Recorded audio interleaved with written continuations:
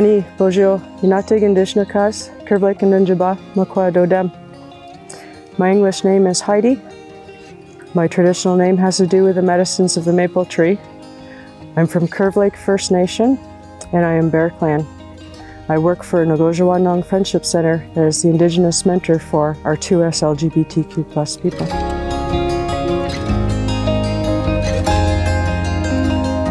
I have to say I'm very proud of my community, my chief and my council. We're holding our second Pride in our community, but it's our first week-long Pride, welcoming everybody back into the circle. We have a week-long festivity of events, and we welcome anybody out. It's been absolutely fantastic seeing all these Pride flags and signs being flown in our community. I identify as being a two-spirit person. I use the pronouns they, them, she, her. I've got grandchildren, the Kokum. I'm Kokum and Noki. Noki to my 3 biological grandchildren, Kokum to 3 grandchildren that have adopted me as their Kokum.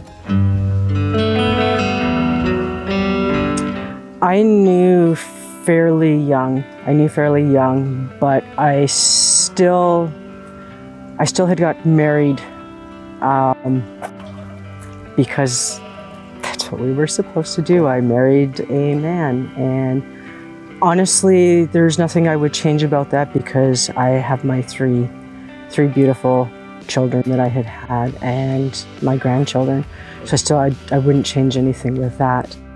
But it was hard growing up, especially at my age. I know that I look younger than I am, which is fairly deceiving. I'm fairly lucky from my mother that way. My mom modeled for Kodak. So my mom's a very beautiful woman. But when I came out to my mom, I had been seeing my partner for probably a year, but I had already been dating before that. Right. But when I met my partner, I knew they were the one. And I came out to my mom, and it was funny because my mom was sitting in my kitchen, and I said it to her, and then I started to go down the stairs to the basement. At that time, I smoked cigarettes. Right. And the only place we'd smoke is in the basement where the wood stove was. You'd open the wood stove, the smoke would go out. So I came out to my mom that way, and my mom says, "Oh, I already knew. I've known since you were about 12. So why didn't you say something to me?" My mom's been absolutely fantastic, very supportive. I've been very, very lucky that way. My children, absolutely supportive. I've been lucky that way. School, I think people knew but didn't say anything. Because I was that type of person that people were getting into a fight. I got in there and stopped it. People didn't mess with me in school. But then again, I was also 5'11" then. Mind you, I was about 119 pounds. But I played hockey, I was into the sports, I played ball, I did all that stuff. And people just didn't mess with me in school. But I wasn't out to people then either.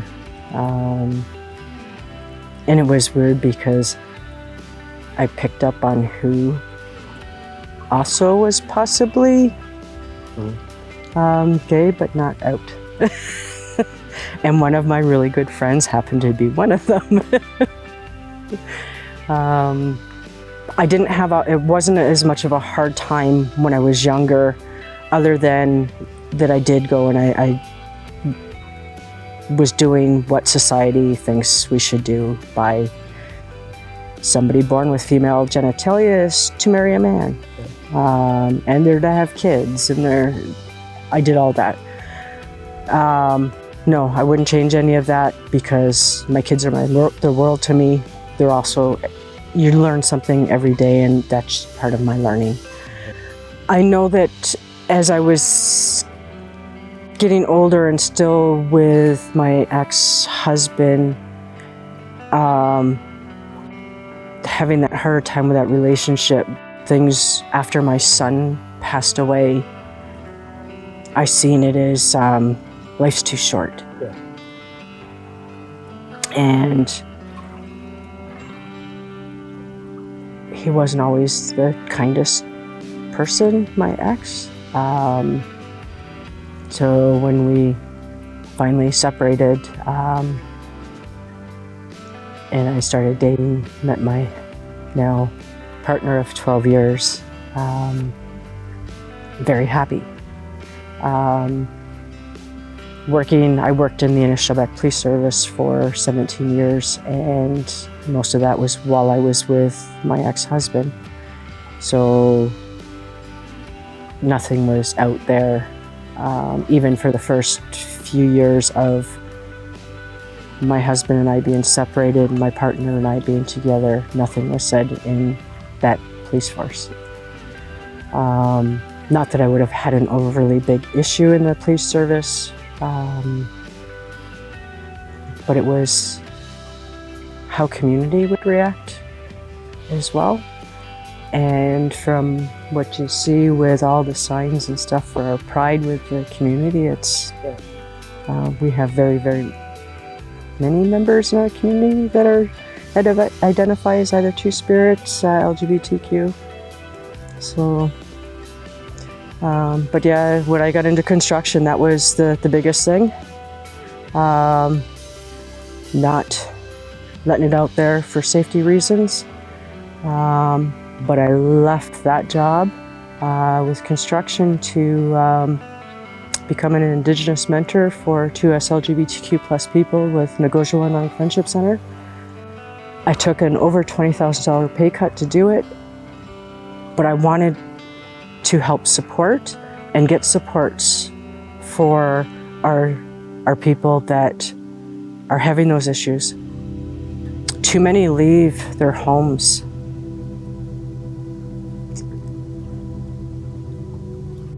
and they become part of that MMIW2S.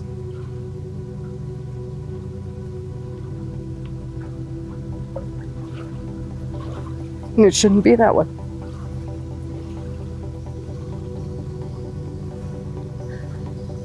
Our two-spirited people were always accepted. They were highly regarded in our communities, and we need to get back to that. So, by taking on that position I did with Nagojawinang Friendship Center, it was to help bring back that ceremony to our two-spirited LGBTQ+ people. That we all sit in that circle together. It's the way it always was. All the people, whether they're red, yellow, black, or white, that circle we have, that medicine wheel we have, is that we all sit on the same level in that circle. And our two-spirited people could sit anywhere in that circle in our ceremonies. We didn't gender our people. We didn't even have words for he or she before colonization. We would have basically some of the ceremonies. One of them is like the basket and the bow. That child, rites of passage.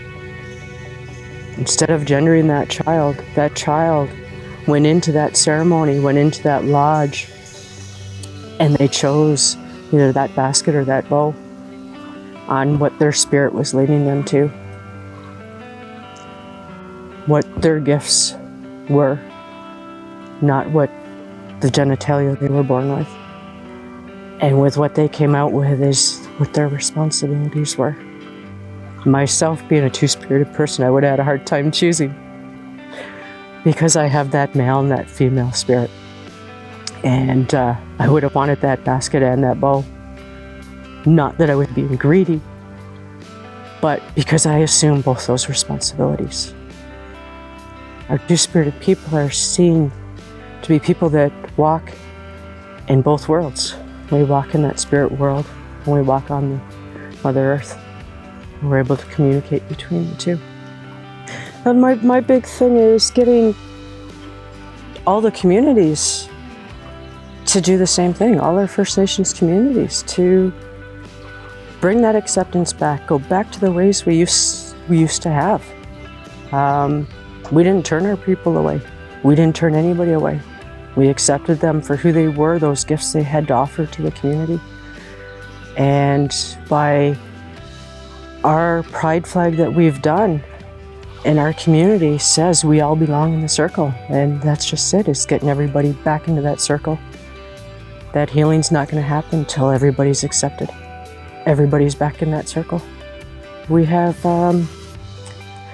skirt shaming. So if you were born with female genitalia, it's seen that you're to wear a skirt to ceremony. We didn't always have skirts. Why would we assume somebody must wear that for a ceremony? You're talking to Creator, you're bringing those ancestors into that ceremony. They don't see what you're wearing. It shouldn't matter what you're wearing. And why does that have to be part of acceptance? Let people be who they are and love them for who they are. For so many of our young ones, that's why they leave. They don't feel they're accepted in their communities. They go missing. And if our communities accepted them more for who they are, then they wouldn't be leaving. We wouldn't be losing these children. We not only did not have words for he or she before, but we don't have words for goodbye either. It's bama pi until we meet again. Miigwech.